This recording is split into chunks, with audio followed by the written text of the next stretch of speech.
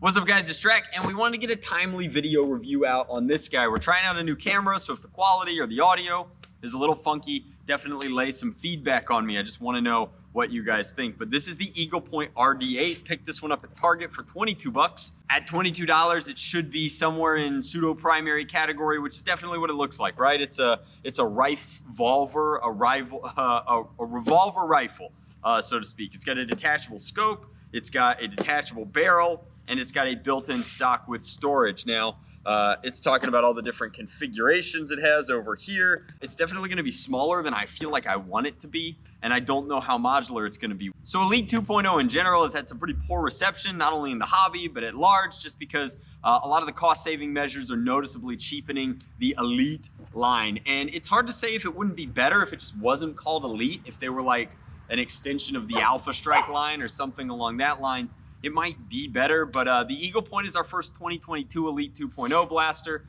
Hyper disappointed in the lack of, you know, screw ports, how hard it is to fix, tinker with, certainly modify any of these shells. But this is one of the more handsome shell offerings. And again, at $22, if it's getting, you know, Elite standard performance, there are some merits to the shell. The shell coming with a 16 rounds means that it should be able to load completely out of the box, including the storage in the stock. But I think we should bust it out of the package.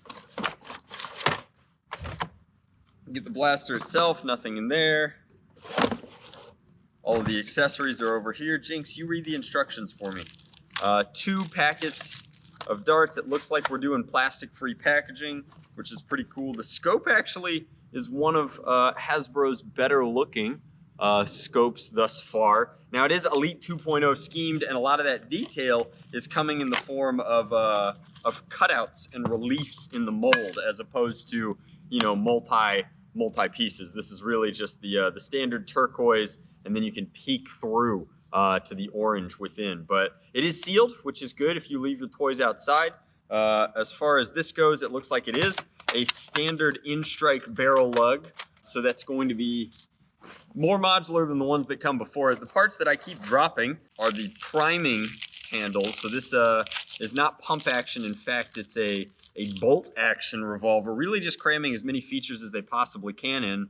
And it looks like they're not gonna lock. It seems like you're gonna find a nut in there and then twist until you're on, which means you could get them on, and I'm not hearing any clicks, which means theoretically I could take that part off. So while the shell itself does have some screws and might actually be easier to take apart than the ones before it, the bolts are gonna come off, which is pretty cool, all things considered. I'm actually pleasantly surprised thus far by a lot of the 2022 lineups over at Hasbro. Maybe they're bringing it back. Maybe real competition was what it took for them to really start caring again. But I'm gonna go ahead and throw this on.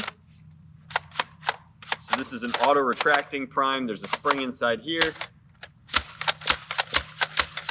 Blaster does appear to have slam fire. The Elite 2.0 barrel meshes in very nicely there. You should be able to see with the industrial design of both parts is a nice mating. It also gives you a lot more orange on there if that's something that you were concerned about, running around with something that is a darker turquoise. I think that there's plenty of orange on here, including paint on only one side of the Eagle Point. But I'm gonna switch to POV. We're gonna go old school.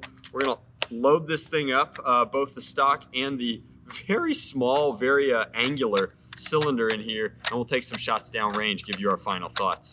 Alrighty guys, so a little blast from the past in lieu of a chronograph. We'll see what the performance is like old school style. Expecting something along the lines of Elite performance, but as far as its overall ergonomics and comfort goes, the stock, not bad. A little short for me, but would be fine for weir warriors, if you will. So the target demographic with boyish arms, not going to be the end of the world. The grip's actually not bad, pretty comfortable. The trigger, pinches underneath, but overall has a nice flat and isn't bad. The prime retracting is actually quite cool. My only downside is that while there's a top rail here, which I think is sweet for this, and there's a muzzle attachment, there's really nowhere great to put a grip. You don't want to be this far back with your grip, so you don't want to put anything here. That's silly. You certainly don't want to put anything this far forward also because it would be kind of floppy. The real only grip here is this AFG kind of molded in, but if you're right-handed, the AFG is going to be like this, and the first thing you do when you apply pressure to it is twist it off.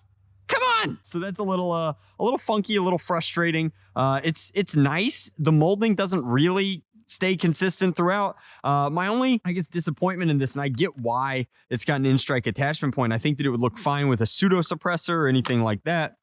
Is that this is so mated, it's almost too mated to the blaster. It's all orange, so it doesn't necessarily look like it belongs on the Eagle Point, and it would be much better if it was one solid piece so that you wouldn't have to fool with the AFG being two parts. That said, the grip itself isn't that amazing because if you're actually on it, your finger runs the risk of removing your rotation index there. Now, as far as the scope goes, the scope isn't bad. The scope is actually probably like the highlight of the blaster in terms of its design. It even has paint on it. Its paint to blaster ratio is higher than the Eagle Point itself, which only has a little bit of orange down here. Now, as far as the actual firing demo goes, let's do some level shots.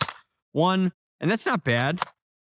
2, 3, 4. So we're getting ranges of just at about, 40 feet. Now, angled shots, let's throw a few that way, are slightly better. Of course, you're less likely to hit things given that you're firing elite darts, but the reloading from the stock is actually quite comfortable. It's not bad. If you're a scavenger type for scenario play, HVZ, I've known that some people have started playing Battle Royale with blasters, then it's not bad. I did lose 2 darts the first time I filmed this, but hey, we're still learning the new camera. It's tricky. So rotation happens after you fire. You'll note that it clicks through like that. So we should be good to go.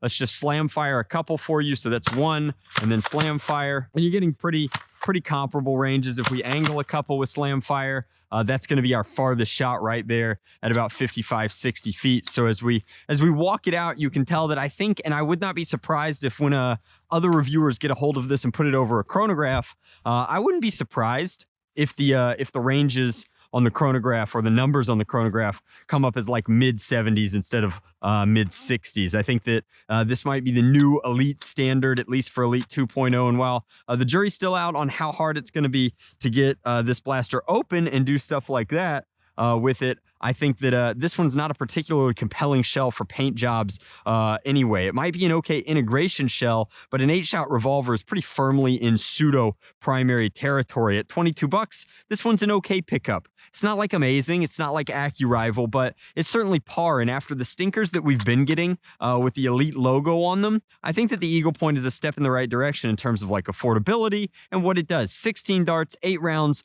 of onboard capacity, rifle, revolver, bolt action are all funky things to slam into the same product. But if you're going to do it and you're only going to charge about $20 for it, I think that it's not overall that bad. Now, as much as I'd love your feedback on the Eagle Point, and I'll leave a link to it in the description box down below. Again, I got mine at Target. I'm almost more curious what you think of this style of video. Now, obviously, we would want to combine FPV like this with other reviews or with other types of content, but we shelled out a good chunk for the GoPro 10, and we'd like to know if the juice is worth the squeeze. So to that end, I thought that we could do with a little bit of Jinx footage. Where you at, JJ? What are you up to? And maybe that'll be entertaining.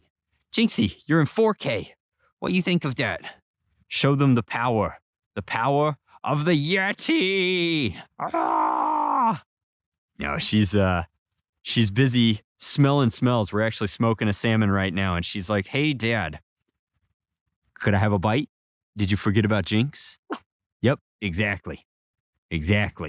All right, thanks so much for watching, guys. Let me know what you think of the camera. Jinx out.